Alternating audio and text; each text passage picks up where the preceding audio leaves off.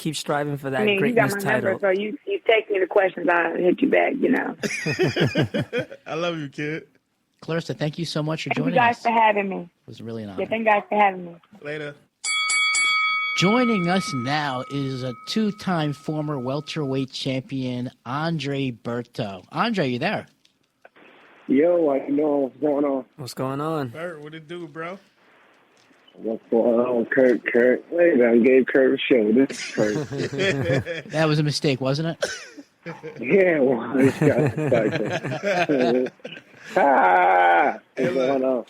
Ain't nothing, man. They still got a muzzle on me. They ain't let me up the chain all the way, man.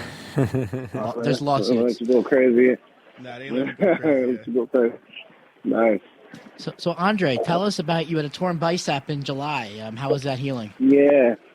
No, I'm feeling great. I'm actually just not getting off the plane from seeing my PT, and it looks like I'm gonna be ready to rip and go at the top of the year. So just been working it and kind of build it back like it needs to be, and just putting in a lot of work the last few months.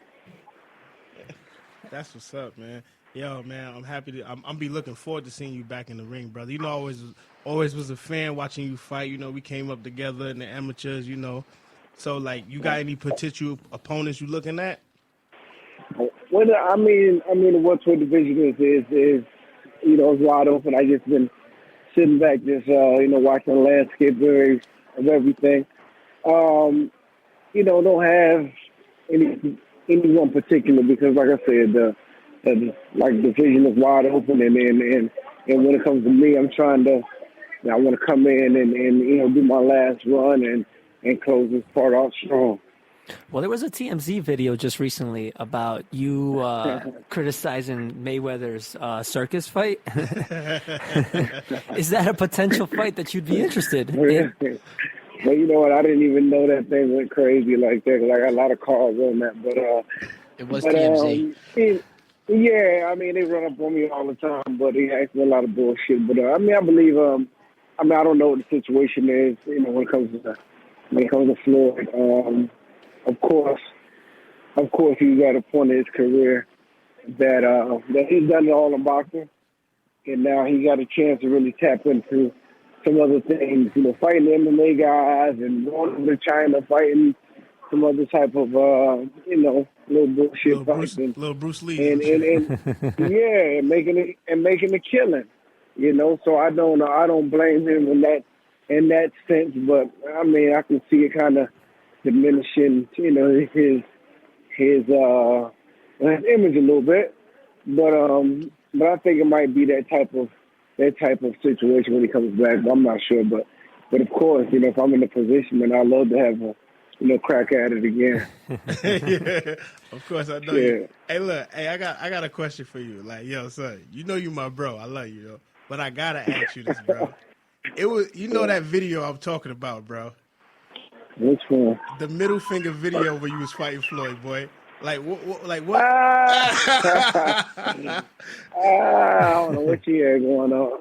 I know she was pulling here. My girl, she I guess she spazzed out a little bit. Went in on Floyd a little bit because he kept looking.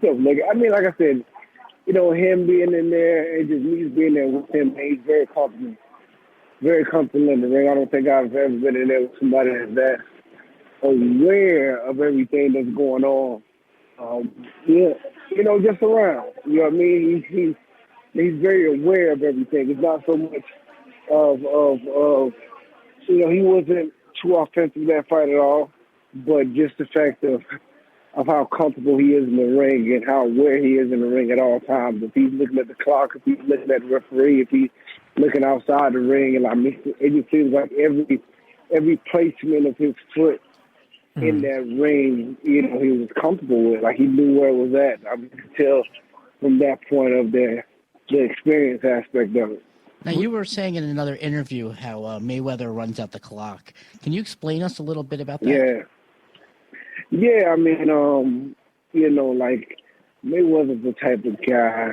Of course, I came into that fight in ridiculous shape, and I was and that was my game plan, just to just to press the action, every second of every round, because he's very good at pausing guys. He's very good at slowing down the action, especially if you're a high intense fighter. I mean, you see with Pacquiao, you see it with Canelo, that he's very good at slowing down the pace.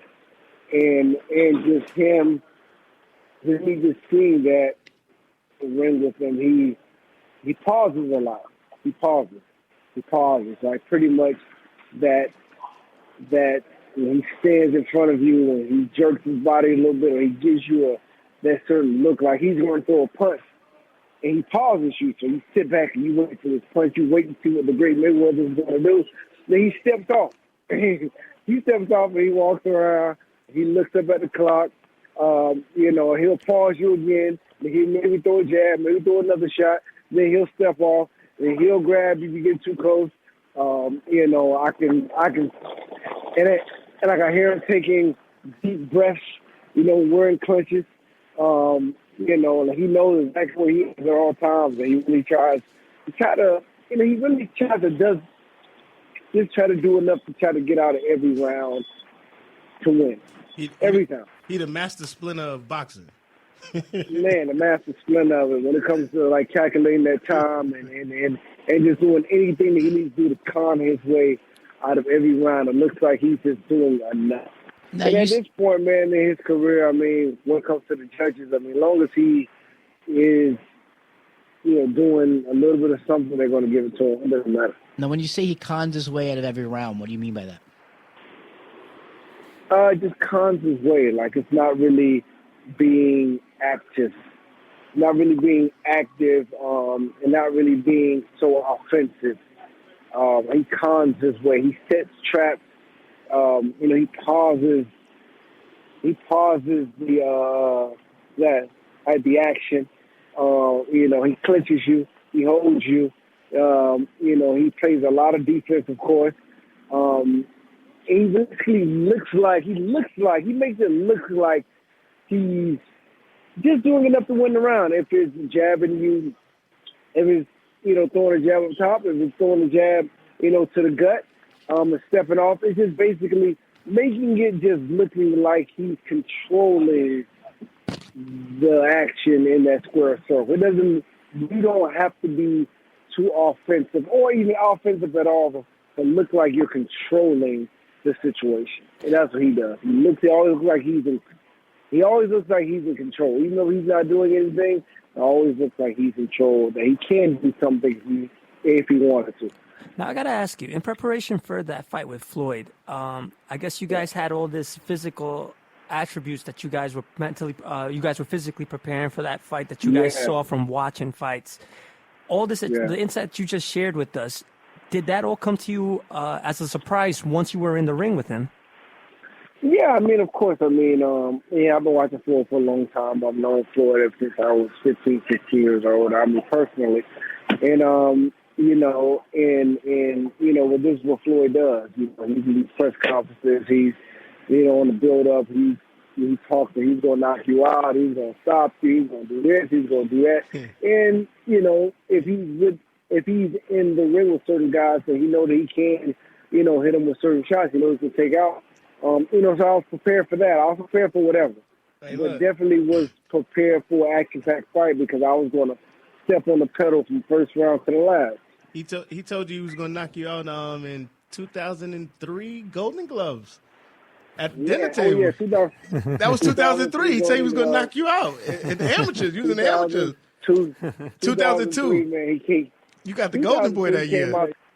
He came out to Reno, Nevada to watch me in Golden Glove National Finals, and I won the Golden Boy that night. And he took all of us out to dinner, a whole bunch of us. He took a lot of the champions, a lot of just like gang of us over there. And, of course, he wanted me to sit. Yeah, he wanted me to sit at his table. And, of course, he wanted to play Mr. Vibrato. And, he's the man. He's taking everybody out. But I always kept that face like, listen, I'm going to fight you one day. He was Bert, he was lining you up from day one. Man, from day one.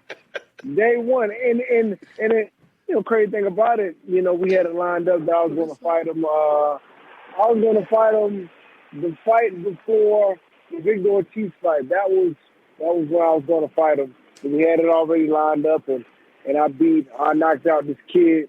I forgot his name. And for some reason, he pushed it back. He says, no, okay, I want him to fight this kid, Victor Ortiz, first. And, of course, me being young and just upset, it's like I needed that fight, or I was just ready for it. I didn't take it serious, and I didn't, and I didn't train for it like I needed to at all. And I was lost in it, and all of them came to that fight, too. They all came. Hey, look, I ain't gonna lie to you. Like, I watched you fight for some years, and I'm gonna keep it real. Like, I got heart. Like, in the street, the ring, whatever. But, yo, dog, I ain't gonna hold you. Yo, you got some of the heart. Me and Andre, me and Darrell was talking about this. Yo, bro, I don't know what you got, bro. That's that Haitian. I swear to God. Because if my bicep would have got tore in that fight, man, I would have been like, call the ambulance. Like, you scored a knockdown in the 11th round after you tore it. Yeah. Like, I ain't gonna lie, you got heart. Yeah. Like, you got super heart. I don't know where you get that from. You know what I'm saying? But man, just growing up, we, my pops was always, fight till we die. It's no giving up, man. And that's what we grew up in the household. I mean, my whole family fought. They were all into the martial arts aspect, so I grew up rough. And that's all we knew. We didn't know what giving up meant at all. Unless we were out. Hey, I'm going to go off reservation right now. See, we have a female in here that's, editing and recording, this stuff. And she Googled your pictures, and she's fanning herself like this, batting her eyes. The last shit. She's been blushing over here. Hey, so tell me about this weekend, Bert, man. Tell me about the fight this weekend, man. What you thought, man? Oh, man, I thought, I put it out on my Instagram. I just think that, like I said, I was disappointed in Ruiz, not taking this fight as serious as he should have. He got a great opportunity of making, having the damn upset of the decade, and to squander it off like that, just because you finally got that light, but that light you got to protect it, man. And he didn't do that. And he came in 15 pounds overweight, and he didn't really train all with his trainers, and he did a lot of partying, a lot of drinking, a lot of just acting up, man. And I see what happened. Hey, look, he did his training camp at the Golden Corral, bro. Man, had to. He was at the Waffle House. Man. Everything. That shit was ridiculous. That shit was ridiculous. It's a shame, bro. Because like I said, the crazy thing about it is, probably 3 or 4 weeks before, he fought on a regular card out here in Carson. On Danny Garcia's on the card. He probably made, I don't know, 150, maybe $100,000. Then they call you 2-3 weeks later to fight Anthony Joshua because his guy, tested positive, and your life changed like that overnight, and you squander it off like that. It's no. It's ridiculous, but like I said, that's how life is. And now he's barking saying he needs a rematch. Nobody's going to give you a rematch. Nobody's not going to give you a rematch. They were happy just to get out of that second fight. And, you blew your chance. But like I said, that's how life is. You gotta seize the moment when it's time. Where do you suggest Andy Ruiz goes next? I really think that he's going to I really think that they're really going to use, everything that he's, gained from that first victory, because he did, gain a lot of notoriety. Like notoriety, star power when it comes to the Mexican fans and just a lot of other fans in general. And I think they're going to use him. I think they're going to use him to fight Deontay Wilder so they can make an example out of him. Just to show what Deontay Wilder can do to a guy that knocked out Anthony Joshua. That's deep. That's deep. Yeah. Andre, let me ask you, though. I want to touch up on something that you just mentioned. As a former champion yourself, why is it so hard for some fighters to keep that fire burning once they reach the top? I mean, it's realistic